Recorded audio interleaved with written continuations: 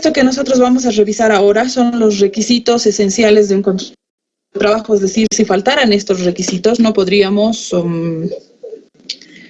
¿qué pasó? No podríamos tener un contrato, digamos, válido.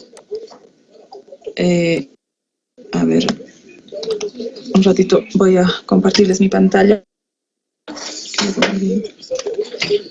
¿Qué?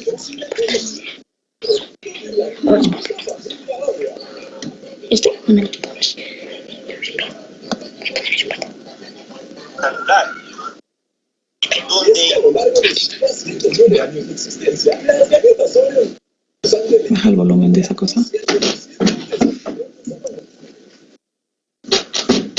Chicos, ¿me avisan si estoy compartiendo mi pantalla?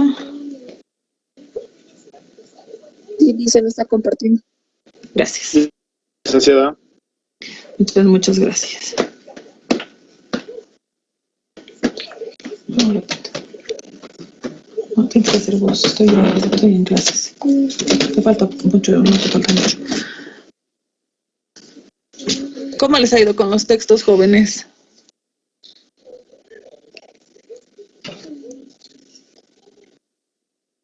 ¿No puedo darse copias? Pido recoger, licenciada. Puede ser mañana o pasado. Claro, van a recoger nomás, la cosa es... ¿Por cuándo es nuestro examen? ¿Qué estamos? Pues hoy día 14. Otra semana todavía es, ¿no?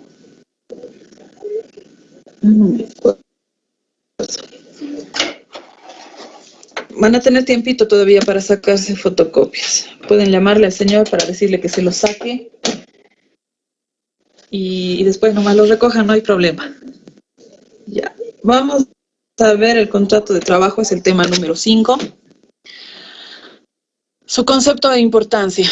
Antes se llamaba contrato de arrendamiento porque se consideraba que se estaba, como decir, arrendando los servicios de la persona, ¿no?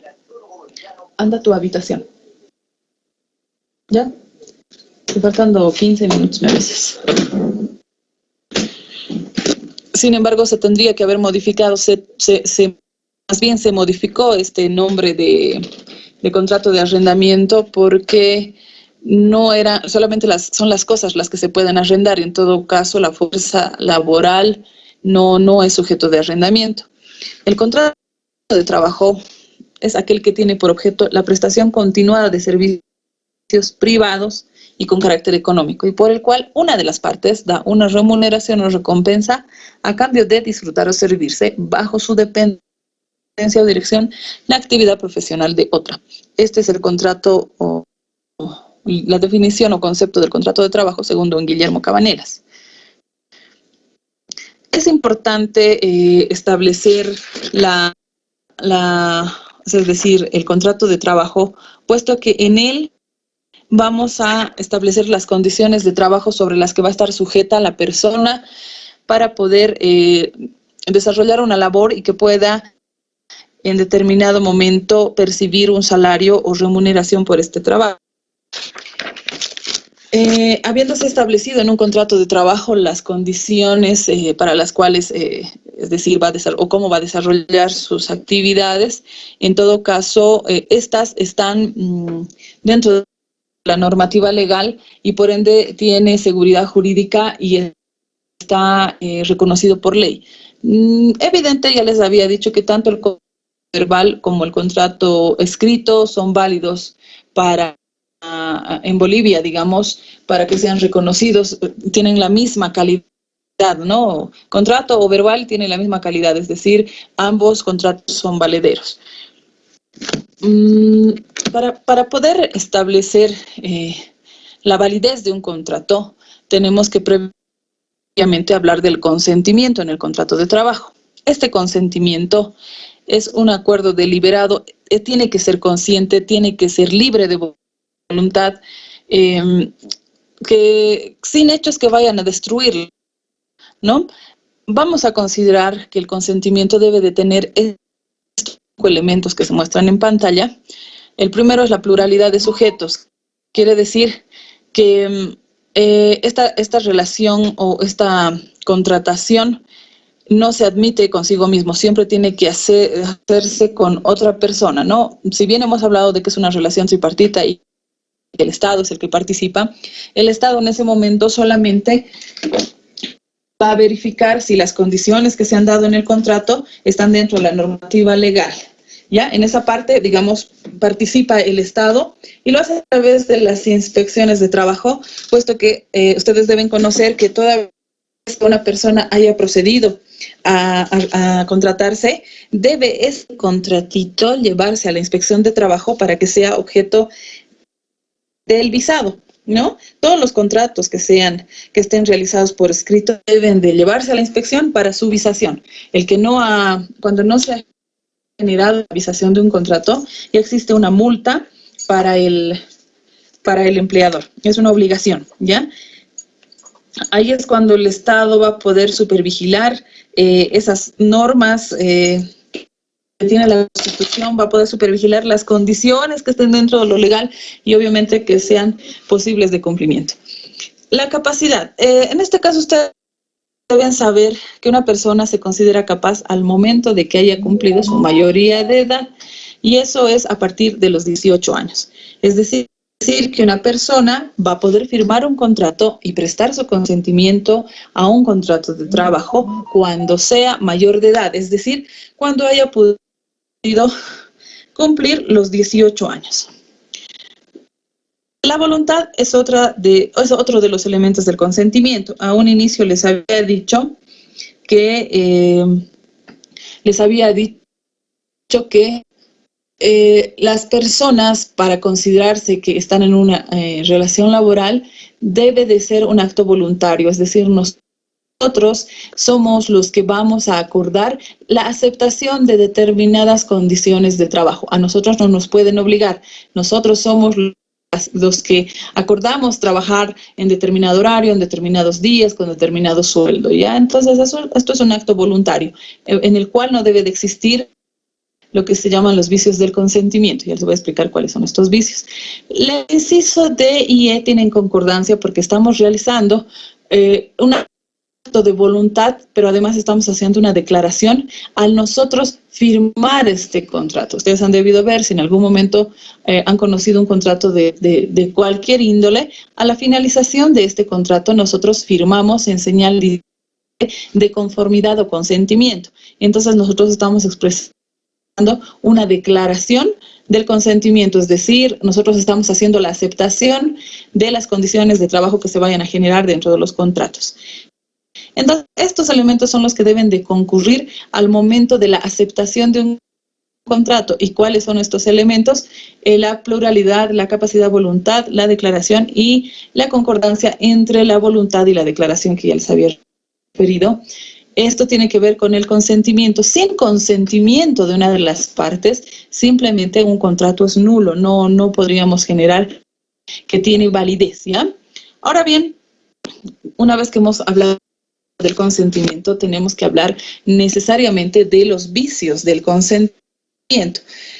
Esto seguramente también lo han tratado ustedes a manera de recordatorio en materia comercial, puesto que para que nosotros firmemos como socios una minuta de sociedad, tiene que existir consentimiento, ¿ya? Como ahí ustedes han podido revisar en el consentimiento, existe esa voluntad de expresar, digamos, el deseo de ser socio en una empresa, ¿no? Y para ser socio en una empresa le pedían a una persona ser mayor de edad, expresar su voluntad al generar una firma de su minuta de sociedad. Se deben acordar de este tema. En materia comercial, es prácticamente los mismos requisitos de validez de un acto jurídico. Estamos hablando del consentimiento del objeto de la causa lícita y capacidad de las personas que se obtienen cuando una persona ya es mayor de edad, es decir, cumplido 18 años. Estos vicios del consentimiento es todo lo contrario, digamos, a este sentimiento de la voluntad. Nosotros generamos que existe un vicio cuando te obligan a la aceptación de algo, ¿no? Pero no necesariamente con el uso de la violencia, sino también cuando te inducen en error para que vos puedas prestar tu consentimiento a algo. Cuando hablamos de los vicios del consentimiento, estamos hablando de tres: del error, de la violencia y del dolo. En este caso, ¿qué es el error? Es un juicio inexacto, es todo lo contrario a la verdad. Va a generar un juicio a esta decisión que vos vayas a tomar, esto que estaríamos actuando con un falso juicio o de mala fe, digamos. Vamos a distinguir que puede existir ignorancia en determinado momento al firmar un contrato, puesto que a vos te pueden decir, ya vas a trabajar por 1.800 bolivianos, sabiendo la persona que nos está contratando que nadie puede percibir menos de un salario mínimo nacional. Estoy hablando de 2.122 bolivianos. Entonces a nosotros, ante nuestro desconocimiento, nos inducen en ese error. Y nosotros firmamos el contrato pensando que existe buena fe, sin embargo, estamos haciendo una renuncia tácita a lo que la ley dice, ¿no? Que nadie puede percibir menos de un mínimo nacional. En este caso ya estaría viciado de nulidad nuestro contrato, puesto que nos han inducido en error al momento de hacernos generar, digamos, la aceptación de un salario que no es por lo menos el que legalmente te dice que se debe de ganar, ¿no? Que eso es en lo mínimo, o sea, es decir, 2.122 hacia arriba vos tendrías que ganar no menos de eso. Ahí nosotros podríamos generar que se puede anular este consentimiento porque finalmente ha existido un error, ha existido el vicio del consentimiento, te han informado y te han informado decir sobre hechos que vos desconocías y obviamente has procedido a hacer la firma cuando en realidad eso es un hecho que está fuera de la ley. Otro de los vicios del consentimiento es la violencia. Pásame, crema. Es la violencia, es cuando se obtiene, digamos, el consentimiento por la fuerza, ¿no? Estamos buscando obtener el consentimiento de una persona simplemente obligándole a la realización de una firma, a la prestación de un consentimiento. Ustedes saben que también los contratos verbales se generan consentimiento, pero en este caso no estaríamos haciendo una declaración tácita por escrito, ¿no? Simplemente, y muchas veces utilizan esto los empleadores, ¿no? Te dicen, finalmente acepta nomás ese salario, ¿dónde vas a trabajar? Según tu experiencia vos no te vas a poder desarrollar en otro lado, así que tienes nomás que, o sea, están buscando inducirte para que vos termines aceptando con trabajo, pero que están fuera de la ley, ¿no? Inclusive te hacen trabajar muchas más horas de la jornada laboral y no te cancelan, digamos, horario extraordinario. Vos puedes estar trabajando 10, 12 horas y te pagan como si hubieses trabajado una jornada normal. Nos inducen en error, nos inducen con sus palabras a que la persona hace su consentimiento, pero existiendo, es decir, este engaño, ¿no? El dolo es lo mismo, es un engaño, es fraude, que lo que está buscando es perseguir el beneficio propio del empleador, buscando que alguien preste el servicio a un trabajo, pueda realizar, pero siempre que generemos que no se está cumpliendo la ley, ¿no? Les estoy diciendo que existiendo error, existiendo violencia o dolo, vamos a tener que anular este consentimiento, puesto que estamos generando la existencia de un vicio y por lo tanto todo contrato es nulo cuando se puede probar este hecho. Ahora bien, yo considero, y ustedes a ver qué piensan en este sentido, que no solamente existe error o dolo cuando los empleadores le instan a su trabajador a dar condiciones fuera de la ley. ¿Qué les parece este ejemplo? Cuando a nosotros nos dicen hay una convocatoria y están solicitando que para la presentación a determinado trabajo, en la actualidad presentemos certificados del idioma quechua. Ustedes saben que ahora en todo lado nos piden este certificado. Si bien en determinado momento en las universidades públicas, por ejemplo, pero simplemente no podemos hablar, y es más, no tenemos una mención del idioma. Rara vez una persona, tal vez hasta inglés aprendemos, pero no aprendemos el quechua. O tener alguna capacidad o alguna especialidad que carecemos, ¿no ve? Pero finalmente, ¿qué es lo que hacemos? una escaneada de un certificado y lo presentamos porque rara vez te piden el original de un certificado. En ese entendido, ¿qué estamos induciendo a nuestro empleador? A que crea que tenemos alguna capacidad, pero de la que carecemos, ¿no? Entonces, ahí también considero que hay un vicio del consentimiento, puesto que yo le estoy indicando que sé hacer algo, pero por los documentos que tengo, pero en realidad es una falsedad. Entonces, yo considero que ahí también hay un vicio del consentimiento. ¿Ustedes qué creen? Y les cuento que muchas veces, incluso he visto que han falseado títulos profesionales en determinado momento, no trabajos que sean en instancias públicas, pero sí privadas. Se hacen llamar ingenieros, etcétera, cuando en realidad ni siquiera habían salido de la universidad. Y eso lo hemos podido, y hay un delito, ¿no? En materia penal sobre este tema de hacer, no me acuerdo qué se llama en este momento, pero eso está penado por ley, tiene cárcel. ¿Qué creen al respecto? ¿Consideran que eso también es un vicio del consentimiento? Y eso ocurre, ustedes han debido ver. Gente que se presenta como que tiene ciertas capacidades, pero en realidad eso no es cierto. ¿No? ¿Qué creen ustedes? Sí, Lisa. Porque estamos induciéndole en un error a nuestro empleador al decir, sí, yo sé hacer esto, tengo experiencia laboral en esto, pero en realidad no es. ¿Y qué es lo que hacemos? Hasta podemos cometer errores dentro de la empresa, porque supuestamente sabemos hacer algo y a la hora de la hora no sabemos y obviamente metemos la pata o hacemos un mal trabajo, ¿no? Entonces yo creo que ahí también es un tema de considerar que no solamente puede ocurrir que el empleador nos inste a tomar condiciones de trabajo que están fuera de la ley, sino que nosotros también como trabajadores podemos incurrir en este hecho, ¿no? Del engaño. ¿Conocen alguno de estos hechos? ¿Han visto algo parecido? Sí, licenciada. Ocurre, ¿no ve? La mayoría de las veces nos piden en convocatorias documentos y lo primero que se hace es ir a fotocopiar para cumplir un determinado, ¿qué les digo?, requisito, pero a la hora de la hora nos damos cuenta de que, imagínense que te hagan hablar quechua, ¿no? ¿Qué harías? Es bien complicado. Y ahora han visto que las instituciones públicas te piden que obligatoriamente tengas un curso de quechua. Bueno, ¿qué quedaría más que aprender en el transcurso, ¿no? Pero ya te piden en la convocatoria ya que sepas hablar quechua, o por lo menos que tengas un certificado que refiera a esto.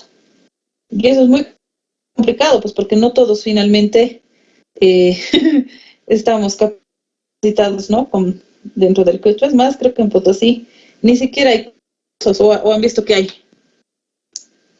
Bien complicado. Raros son esos. Raros, ¿no? Creo que encontramos más cursos de inglés que quechua. Bueno, en realidad en Potosí tenemos mucha falencia de cursos.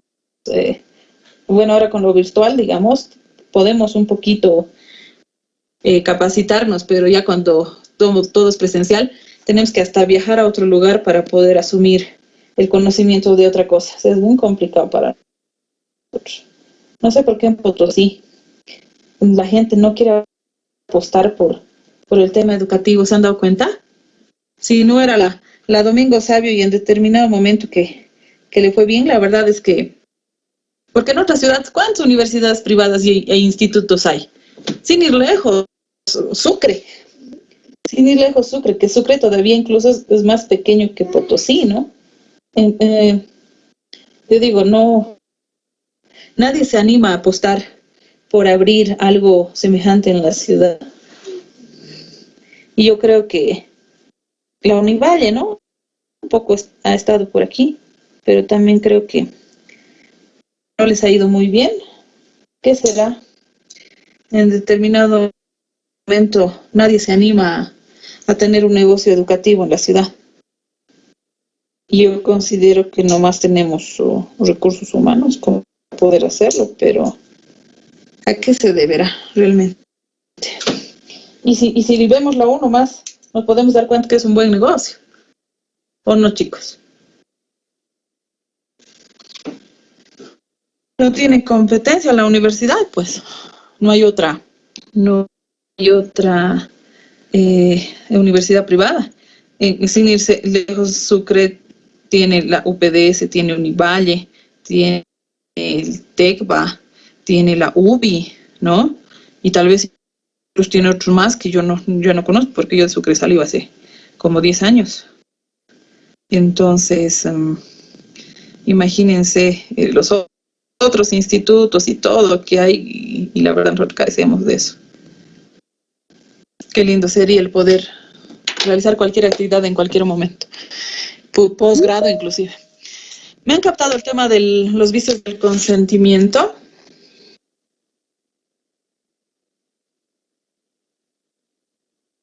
Cuando este consentimiento ha sido obtenido por error, por violencia o por dolo, tendríamos que generar que existe una nulidad del contrato o que este contrato no es valedero, puesto que se ha generado el consentimiento a una determinada condición de trabajo, pero puesto que nosotros en realidad no conocíamos, ¿no? Esto mucho ocurre con el salario. A mucha gente se le cancela un determinado salario, pero yo creo que la gente desconoce cuándo es el mínimo nacional. A mí la verdad me encantaría, ¿se acuerdan? En impuestos nacionales, don Fisco habla en la radio, habla en la tele, incluso utilizan los medios virtuales para podernos explicar sobre los impuestos, cuándo hacer nuestras declaraciones juradas, cuándo tenemos que pagar nuestro IUE. Un sinfín de cosas. Este último han hablado mucho sobre el impuesto a la ganancia ¿cómo se llamaba? El impuesto a las grandes fortunas. Después han hablado mucho sobre la devolución del saldo IVA, IVA, algo así, ¿se acuerdan? Pero ese nos lo iban metiendo todos los días. Yo quisiera que de esa misma manera el Ministerio de Trabajo pudiese activar, digamos, los medios que tiene de comunicación para poder justamente pues educar a la gente, ¿no? Para que pueda aprender o más bien que pueda conocer qué reclamos puede generar, qué derechos había tenido, qué obligaciones tiene el empleador para con el trabajador, cuáles serán las mejores condiciones de trabajo y todo eso, porque finalmente todo ciudadano boliviano en determinado momento trabaja, ¿no? Entonces a mí me parece que eso es muy, muy importante y relevante, porque en la actualidad sigue ocurriendo de que siguen existiendo engaños, ¿no? Hay gente que sigue trabajando 7, 8 horas, pero desconociendo por lo menos cuál es el salario mínimo nacional, ¿no? O que finalmente no podría ganar menos de ese monto. Así que eso todavía es muy discutible. Ahora, volvemos a reiterar sobre el tema de la capacidad. Hay una cuestión. La capacidad nos genera dos cositas. Una, la mayoría de edad. Y esto se llama capacidad de obrar, ¿ya? Pero también hay la que se llama la capacidad jurídica. Quiere decir que cuando yo he obtenido la capacidad de obrar siendo mayor de 18 años, estoy obteniendo capacidad jurídica. ¿Y eso qué es? Estoy obteniendo es decir, derechos, y estoy obteniendo la posibilidad de contraer obligaciones, ¿ya? Por eso es de que ya una persona de 18 años, ya si firma un contrato, ya podría tener responsabilidades, ¿no? Ustedes saben que una persona menor, inclusive de 18 años, ni siquiera es imputable. Quiere decir que si ha asesinado, no necesariamente entra a la cárcel, ¿no? Ustedes saben, los menores de 16 no pueden entrar a la cárcel, aunque hayan matado gente. Entonces hay cuestiones que cuando ya uno ya tiene sus 18 años, ya le genera, inclusive, pues por eso les digo, daños y perjuicios, demandas laborales, demandas civiles, demandas de toda índole, porque ya, digamos, tiene esa responsabilidad y ya tiene obligaciones y ya tiene, o sea, todo lo que pueda considerarse, si es que ha hecho mal, va a tener en determinado momento una sanción. Ahora, hablemos del objeto.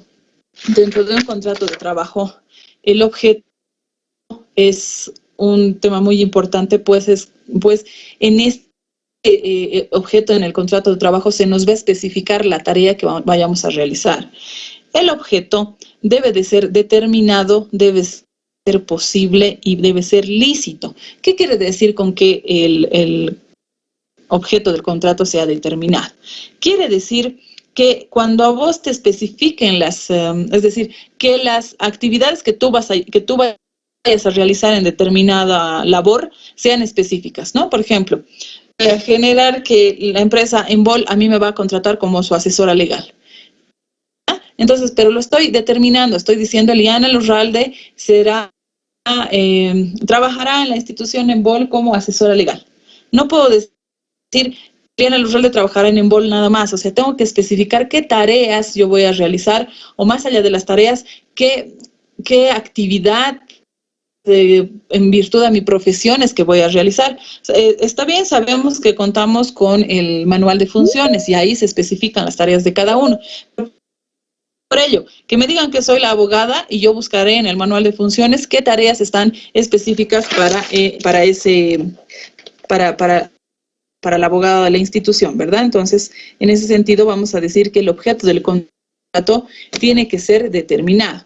Por otro lado, dice que el objeto debe de ser posible, es decir, que la actividad que yo vaya a realizar debe ser posible de realizar. Me pueden poner actividades que yo no las pueda cumplir en el día.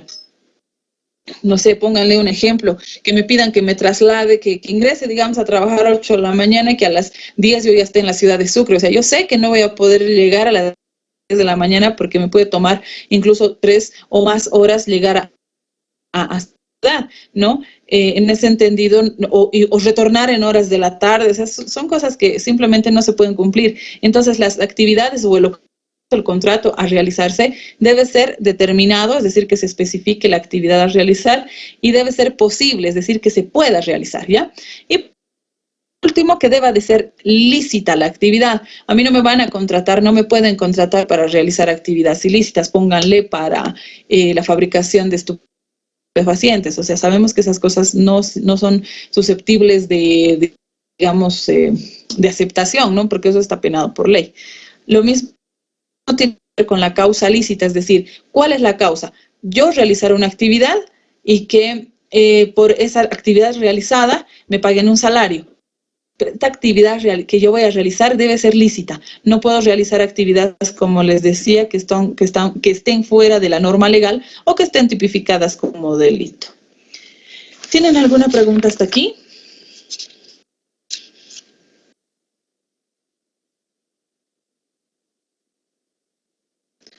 ¿Alguna consultita? Licenciada, buenas noches. En este tema del consentimiento, ¿qué pasa si, digamos, se realizaría, ¿no?, un acuerdo entre el empleador y el empleado de que éste perciba, ¿no?, un sueldo inferior al establecido? Estaría viendo la manifestación de la voluntad de ambas partes, ¿no? De la voluntad, tal cual. Sin embargo, se caería en el empleador de alguna sanción, digamos, si es que llegaría... Sí. Sí. En realidad, tan como sanción no, pero ¿saben qué puede ocurrir? Vos aceptas el salario con ese monto. Justamente les cuento que yo tengo un casito de una de las estudiantes de la universidad que sabía trabajar en la terminal y esta muchacha cobraba justamente menos del mínimo nacional, ¿ya? Vendía pasajes, es más, hasta tenía dualidad de funciones, les cuento. Y en determinado momento lo que vamos a hacer es cobrar beneficios sociales, ¿no? Porque no se le ha cancelado, y es más, ni siquiera se le ha terminado de cancelar los salarios. Entonces, lo que voy a hacer es decir, es evidente que conozco que el mínimo nacional es 2.122, pero se me ha venido cancelando. Creo que le pagaban 1.200. Perdón. Creo que le pagaban 1.200. Según la jornada laboral, para la mujer es de 7 horas, ¿ya? Y para el varón es de 8. Obviamente, sabemos que todos cumplimos las 8 horas. A Chicoca le hacían trabajar de 6 de la mañana a 1 de la tarde. Entonces cumplía prácticamente las 8 horas diarias, pero además trabajaba sábados y domingos. Y los domingos como decir, es el día en que más se trabajaba, ella podía haber trabajado hasta más de 12 horas. Y aparte que era domingo trabajado, eso quiere decir que la remuneración es diferenciada, ¿ya? Entonces lo que hacemos al momento de la denuncia o de la demanda laboral es decir, señor juez, solicito la nivelación del salario. ¿Pero qué estoy haciendo? Estoy solicitándolo a la finalización de la relación laboral, porque finalmente consideramos que es un derecho que las personas perciban el salario, ¿cuál es? Ahora bien, si nos ponemos a contar las horas, no era un trabajo de jornada laboral, digamos, a medio tiempo, porque medio tiempo tendrían que haber sido 4 horas. Ella superaba este número de horas, entonces estábamos hablando de casi de una jornada prácticamente de las 8 horas, ¿no? Entonces, si ella hubiera trabajado 4, podríamos considerar que 1.200 bien pagado. Pero como ella prácticamente ha llegado a trabajar más de 8, incluso en 47 domingos, creo, ha trabajado prácticamente todo el día, hemos pedido la nivelación del salario, es decir, solicitamos que se nivele por el tiempo trabajado del monto de 1.200 a 2.122, ¿ya? Eso todavía obviamente va a ser sujeto a revisión, a presentación de prueba y a una sentencia. Sin embargo, como les reitero, la ley dice de que nadie puede percibir menos de un salario mínimo nacional. Ahora, tú me dices, pero si yo he prestado mi anuencia, mi consentimiento a aceptar esta condición de un salario menos del mínimo nacional, es decir, está bien, ¿no? Es muy discutible en los juzgados todavía este hecho. Si bien yo he procedido a solicitar la nivelación, puede ser que el juez en determinado momento me diga, pero al haber aceptado y existiendo el consentimiento de la parte trabajadora, entonces no se le va a reconocer la nivelación. Pero ¿qué es lo que yo hago en determinado momento en mi demanda? Digo, he sido sometido a un error del consentimiento. Digo, ante el desconocimiento de la persona de que mínimamente para esa jornada laboral debería de ganarse más, es decir, el mínimo nacional, y mucho más cuando hay dualidad de funciones, solicito la nivelación. Y lo primero que ha hecho la Inspección del Trabajo en realidad es solicitar la nivelación del salario, porque como les digo, es constitucional que nadie pueda generar un salario menos del mínimo nacional. Ahora, eso está sujeto a la sana crítica del juez. El juez es el que en determinado momento tendrá que tomar la decisión de si realmente no se le va a pagar la nivelación o si se le pagará. Ahora tiene muchas cosas, ¿no? El hecho de que yo pueda probar no solamente que ella realizaba una actividad, sino que hacía 2 o 3 cosas en el mismo tiempo.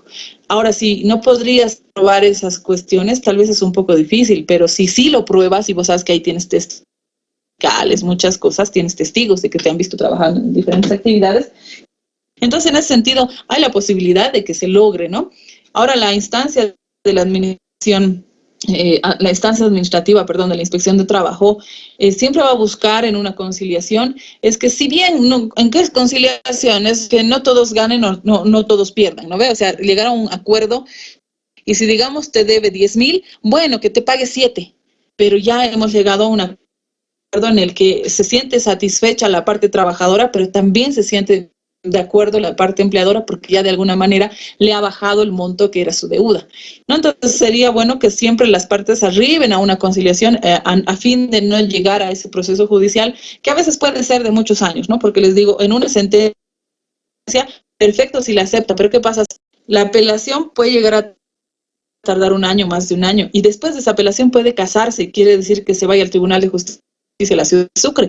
Finalmente estaríamos hablando de aproximadamente entre 4 a 5 años un proceso laboral. Entonces, imagínense, no solo es desgaste emocional, pienso yo, es desgaste físico y es desgaste económico, porque igual esos 5 años le sigues pagando al abogado y hasta tienes que viajar y demás cosas. Obviamente, una vez de que esto se haya consolidado a favor del trabajador o el empleador, ¿qué es lo que ocurre? Que los honorarios los paga la parte perdidosa, ¿no? Entonces, bueno, por ahí, digamos, podría tener la parte, en todo caso, el trabajador, una de ganar, ¿no? Porque finalmente será el empleador el que le pague incluso a su abogado.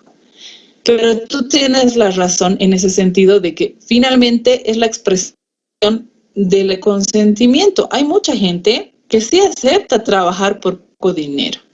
Pero no estoy segura de que, que está aceptando sabiendo que el salario mínimo nacional es 2.120. No sé, no sé, ¿ustedes sabían que el salario, bueno, yo creo que sí, porque ustedes ya la mayoría trabaja, pero en determinado momento, si no lo escuchamos tal vez por el tema del 1 de mayo, que es no ve donde hay un incremento salarial, puede que no nos enteremos cuánto se ha incrementado. Entonces esas cuestiones a veces cuando es el empleador el que te dice, es como una inducción a la aceptación, ¿no? Esto te pago si quieres, y si no, no, hay que están detrás de vos, o sea, como dices, ay no, ya te está induciendo, pues o sea, ya te está engañando, porque finalmente te está diciendo, si quieres nomás, si no, bueno, hay 10, cuando puede ser que no haya nadie. Y finalmente lo que está buscando es una aceptación a la mala. Porque así como si no trabajas por eso, ¿dónde vas a trabajar? No hay trabajo, te dicen, ¿no? Entonces vos te obviamente aceptando condiciones que están fuera de lugar, fuera de la norma, pero ¿por qué? Por el hecho de que necesites trabajar, ¿no? Entonces, esas cuestiones ocurren, pues, pero yo digo, bueno, aceptaremos, pero finalmente a la hora de la hora tendré que pedir la nivelación de mi salario, y la verdad es que siempre se ha conseguido la nivelación. ¿Será por la conciliación o será por el juicio? Pero sí, porque finalmente es un derecho del trabajador y ya hemos dicho que los derechos son irrenunciables, ¿no? Y eso es constitucional. Pero también hay que dejarlo al sano juicio o al sano criterio del juez. Y evidentemente hay que poder probar estas cuestiones, porque muchas veces los contratos son verbales, ¿no? Ahora, ¿qué si tenemos de bueno los trabajadores por ese lado? Es de que la carga de la prueba la tiene el empleador. ¿Qué quiere decir? Que yo le puedo demandar a alguien sin tener un documento que lo pruebe. Pero todo lo que yo estoy diciendo tendría que demostrar si es verdadero o falso el empleador, no yo. Trabajador, no el trabajador. El empleador es el que tiene la carga de la prueba. ¿Qué les parece en ese sentido? Pero les decía que todo le beneficia al trabajador en materia laboral.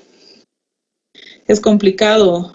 Tendría que ser pues realmente una condición o una demanda que vaya a ganar el empleador, porque realmente el trabajador ha sido muy malo, o sea, ¿no? Para considerar, ni siquiera merece un beneficio social. Entonces y es de mucho tiempo, pues al final saben qué ocurre, que el trabajador hasta termina abandonando su demanda porque ya no puede ni siquiera pagar honorarios, y eso ocurre, la verdad, les soy sincera. 2 años o así, después ya no me alcanza, ya no puedo, ya lo dejo así, dicen, renuncian. Y eso que en la actualidad, chicos, les comento que ya el derecho a la percepción del beneficio social es imprescriptible. Antes de nuestra Constitución Política del Estado de 2009, prescribían ese derecho de reclamar tu beneficio social a los 2 años, ¿no? Supongamos que vos el 2007 has renunciado a tu trabajo o finalmente te han desvinculado y te has enterado, no sé, el 2009, pasado los 2 años, prescribías, decir, no, usted ya no tiene derecho porque han pasado 2 años. Posterior a la Constitución Política del Estado 2009, supongamos que el 2009 mismo te han desvinculado y este 2021 te estás enterando que puedes reclamar tus beneficios sociales, ¿lo haces? No hay problema. ¿Por qué? Porque es imprescriptible. Puedes reclamar tu beneficio social en cualquier momento. Y les cuento que a mí me ha ocurrido eso, que he tenido clientes que hemos reclamado beneficios sociales 5 o 6 años después, porque recién se han enterado de que podían reclamar beneficios sociales a sus empleadores. ¿Qué les parece? Y claro, se ha reclamado y aparte de que les hayan pagado su beneficio, les han pagado el 30% de multa porque no les han cancelado en el tiempo establecido por ley, que son 15 días. Imagínense a una liquidación de 70,000 bolivianos que le apliquemos el 30% más y se calcula sobre las UFBs. Ustedes saben que a veces las UFBs van incrementando día a día, ¿no ve? Una UFB, ¿cómo es que 500 UFBs es 1.200 bolivianos, una cosa así? Pero así está la cosa. ¿Qué piensa usted? Yo creo que el empleador le insta al trabajador a aceptar esas condiciones. No es tan como que las acepta por su propio consentimiento. Siempre hay una pequeña maña ahí para que le hagan aceptar una cierta condición de trabajo. Si no es lo salarial, puede ser en la jornada, puede ser en la hora extraordinaria, puede ser en un domingo trabajado, hasta en feriado a veces les hacen trabajar o no. no les hacen descansar, no tienen vacaciones, no tienen aguinaldo, no tienen nada. Esas condiciones pues están fuera de la norma. Entonces yo creo que hay que, nomás en determinado, proceder a hacer ciertos reclamos, ¿no? Y que son pertinentes porque la norma lo dice, pues finalmente. ¿Ya has terminado? Jóvenes, tómense un breakcito, es las 8. Y si tienen alguna consultita, al retorno me avisan. ¿Ya? Unos 10 minutitos. Un pequeño descansito. Cuidado, lo quiten de la plataforma, Sebastián.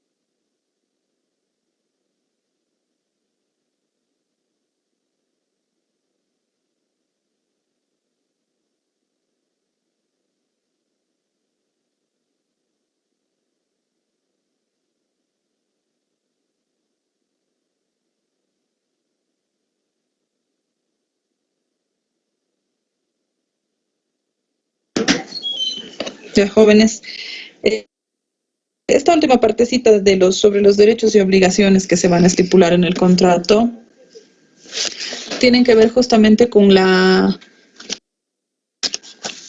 condiciones que se generan en este, ¿no? A ver, si vamos a hablar de obligaciones del trabajador, tendríamos que establecer la prestación de servicios personales, ¿no?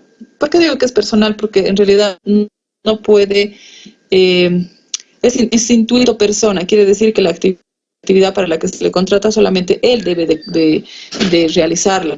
Ahora bien, podría resultar que en determinado momento tenga una enfermedad y por lo tanto debe de tener una licencia o una baja médica.